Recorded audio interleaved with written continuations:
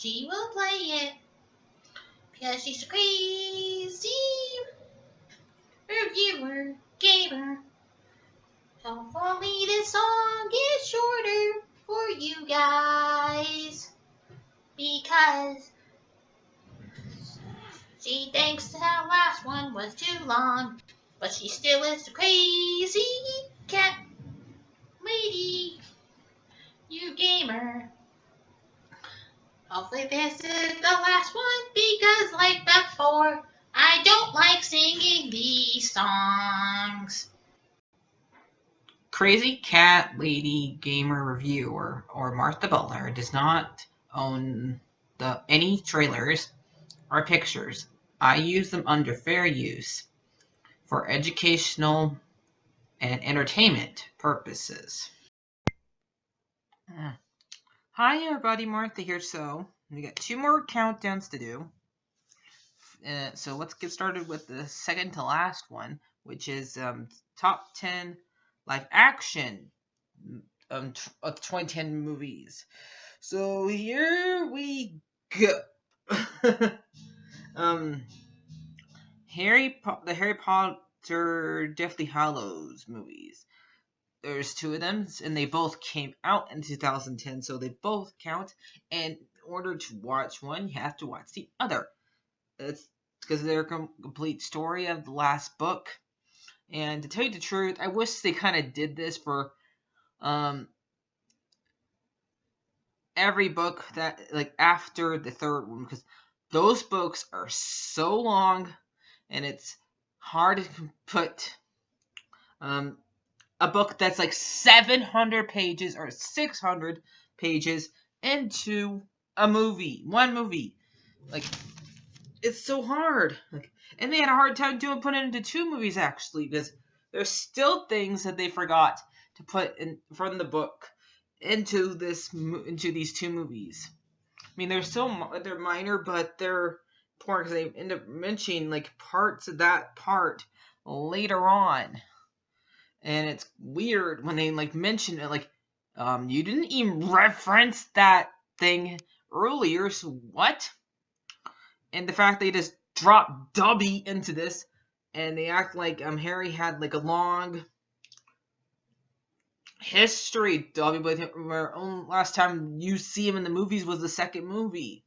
And the reason why he's so great to Harry, because in like ever since the 4th book, Dobby's been helping Harry, like, and that's why he's so great.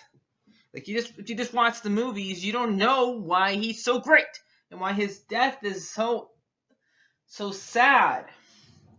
So, I mean, you might think it's sad, but it's not sad unless you read the books. And I don't really want to say that much about this because when I reviewed this movie, whenever these 2 movies, when I ever do that, I don't want to say too much, and I'd rather say what the books forgot to put in there, what they forgot to put from the books in the reviews. So,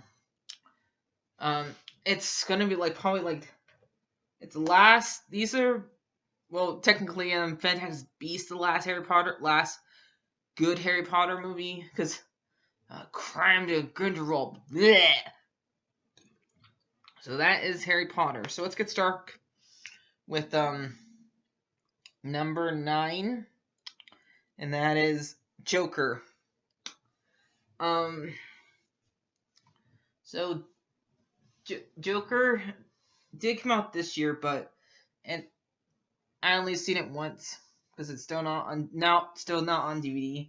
But if you watch it and you understand, like, this guy's life sucked, and you understand, and you feel sorry for him. This movie made me feel sorry for the Joker, not in a joking way like do with Lego Batman, but in a bad way. Because you're not meant to feel sorry for this guy, because you know, if you watch like every single verse in Joker like I have, and know what he's like, you do not want to feel sorry for him. He does not deserve your pity. But here, you just can't help yourself because you understand, especially if you are a disability person, you understand when people treat you badly because you're different, and you find out that he may not be. He just may not. He may have hit on the head too much, but and it made him this way. And we don't know. We don't know who his parents are. We don't even know how much this movie is real because you cannot trust Joker when he's telling you a story because he twists things to his own reality, his own savior, his own purpose to make you be the one that feels sorry for him because he thinks he's so tortured and stuff like that. So we don't know how much this movie is real, but that's why it's like a mystery. Which part's real? Which part's fake? Which part is part of Joker's lie? And so yeah. And to tell you the truth, I don't know if I want this Joker to go against Batman because that Batman's like a little bitty kid, and by the time that little bitty kid grows up, Joaquin Phoenix would be too old to face him probably. So yeah, because he's like in his 30s here, and it's like, and so you want him to face Batman when he's like his 50s? I don't know. So yeah, there's that. So the next one is my number 8 is Infinity War Endgame. I already did a review on both of these, but it's just like the Harry Potter movie. You can't watch one without watching the other, especially because if you watch Infinity War and how that one movie ends, and you had to wait for a year, wondering, well, really 2 years, wondering how they're gonna get all those people who disappeared back. And Endgame explains it, but a lot of people don't like time travel movies. I'm okay with them as long as they just do them right. And the way they do it is they're saying that them going back to the past does not change their future. So it's kind of like if you watched Dragon Ball Z when Trunks went back in the past to change the past. It did not change his future, so it was kind of like redundant for him. But he wanted to make it where there at least was a future where there was a future. So they want to make it where there's a future where there is a future, even though some of the characters in these movies don't want change to happen. Like Tony, he misses his Peter since Peter is one of the ones that disappeared, but he loves his daughter Morgan, and if we change too much of the past, too much made it work after they get the gauntlet back, he wants to make sure that she's still there. They only change what they need to change. Only bring back who the ones that disappear. Don't take away anybody who didn't need to disappear. So yeah. So yep. So if you want to watch my real thoughts about these these two movies, go and watch my review. So yeah. So that's my number 8. My number 7 is the Muppets. And the Muppets. Oh, this movie is really good because it helps people who do not grow up watching the Muppet movies like I did, and helps introduces a new generation to these guys. Maybe they go back and watch those movies. Maybe. So, because man, those movies are really good, especially the great I forgot what it's called, but the first Muppets movie, Muppet Manhattan, the Great Caper, something like that, where they had to solve a mystery. That one's really good, but maybe, well, I just mostly it makes them look like they are really they miss doing what they wanted to do, but because since nobody knows the Muppets are anymore, they had to retire. And a lot of them, it's kind of weird when they go and retire too. Like Gonzo owns a toilet company. Like what? You think Gonzo would like in the company, like in the? If you really think this is what I would have Gonzo do, have him like into like making like part of a circus. That's what I have, because Gonzo should be like part of a circus, not a business of a toilet company. Okay, what the heck? So because of all the bombs things and all the stunts that he does, that's something that he's be doing. He should be like doing what Evil Knievel did instead, or something like that. And the Fozzie's like doing a nightclub thing, and let's see, a lot of them are just doing other stuff, and they have to go and get them back together so they don't end up losing the Muppet Theater. So yeah, and they get it back somehow weirdly. So that's my number 7. My number 6 is Split. So this is like the one horror-ish movie that's on here. It's kind of, I don't know, some people don't count this as a horror. They call it a thriller, but come on, a lot of those thriller movies are just are a lot of scary, and there's some scary movies on here. I mean, if you know me, I'm not really into horror. I don't like the fact that some of the characters are stupid, and I don't like the fact that they're just there to die. Like, mainly like the 2 girls that get kidnapped with the main girl here.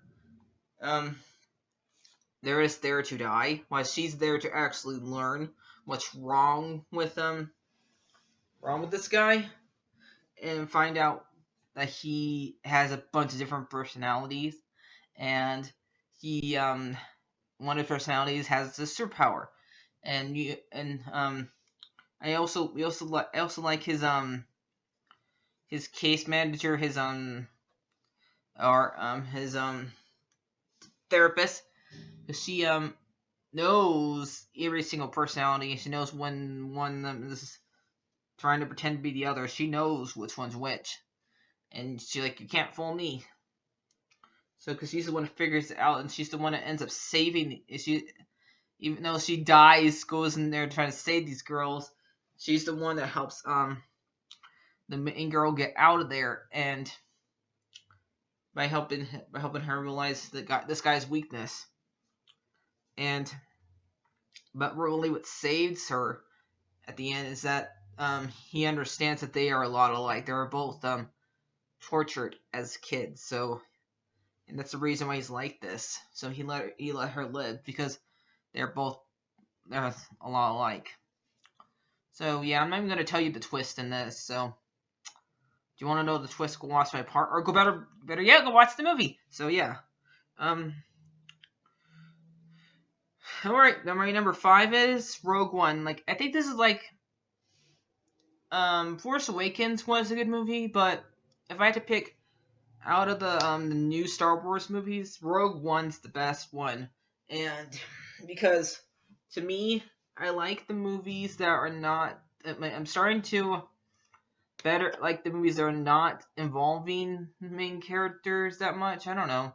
I like ones that are just one-off stories in Star Wars. That's why I like The Mandalorian so much, because they don't even like this one does mention the war that's going on right now, but mainly we're just focused on all these main characters and how they're like living their last moments of life, and how they're gonna help make sure that New Hope actually happens. And I love, even though I don't like James Earl Jones' voice in this, because he sounds so tired or something, or he's sick or something. I like Darth Vader in this scene, in this movie, and especially how the movie ends. Oh yes, because we finally get to see like people who do not stand a chance against Darth Vader, and he just goes all out and then kills them. And so, and I like how they make sure like everything happens for the future. The only thing that you might find a little weird about this movie is how they say Luke did not need that much help because that way they designed that Death Star was meant to be for it to be destroyed. So that's made like saying Luke's not that smart. Like, come on, that's the only part you may not like about this. And I mainly like the droid in this. He's like really funny because he's a jerk, but he's really funny. And I don't know why, I always like the jerk characters. So yeah. Number 4 is Logan. Yep, because this is like the last movie you get to see Hugh Jackman play Wolverine. The last movie you get to see Patrick Stewart play Professor Xavier, Professor X. And yeah, and the little girl in here, she's pretty good too. So, and before, like, for somebody who doesn't talk like half the movie, she does a really great job of doing stuff and being a great actress here. And we get to see like Logan be depressed and him like seeing he's starting to feel pain because his power it's starting to hurt him putting those claws out. And Professor Xavier's going for like Alzheimer's disease or having dementia because it's like making him where he's like forgetting things or it's affecting his powers and stuff like that. And he's giving Logan a hard time, like a lot of people in his situation would give somebody a hard time, no, but not taking his medicine. And when he's like making it where he has to like he's making the world like making everybody have a big headache all the time, and he's pretty much the reason why that it's sad that he's the reason why all the X-Men are dead because a lot of the mutants are dead because he killed them all, but that thing he did in the middle of the movie, and Logan's the only one that survived because Logan's the only one that could take it. So yeah, because he blames himself because you hear him say it right before he dies to the one that ends up killing the bad Logan. So yeah, and it's sad that Logan dies here, but I don't think would be any other way for how to end this movie properly. Since, like I said, this is the last movie that has both those actors, and the only way I think that could end these two actors' story of with these characters is to kill them both. So yeah. And the sad thing is, they probably can never do anything like this again since Disney owns these guys now. Since they can't do rated R movies, Disney can't. They even had to do under Fox's name. So yeah. So my next one, my number 3 is Suzanne. This is like, I don't know, I like Aqua movie. I like Aquaman and Wonder Woman, but this one, those two like really have like a flaw somewhere. But this one, I think this one is 1% not gonna have any flaws in it because it barely references the other movies. It's able to have its own thing, and I just like the fact that it's basically a kid being able to have a chance to be a superhero and see how hard it is to be an adult. And like if you like, I doubt any kids ever watch this movie big because they won't understand the whole entire. Every single time I see them in this movie on top of that giant piano in this movie, it like reminds me like, yay! Go kids, go watch Big. It's basically the same thing, except remind us of superheroes. Like, so yeah. And I just like the fact that I like I mostly like Freddie, I think his name. It's one of those two. I like the kid with the crushes because I relate to him.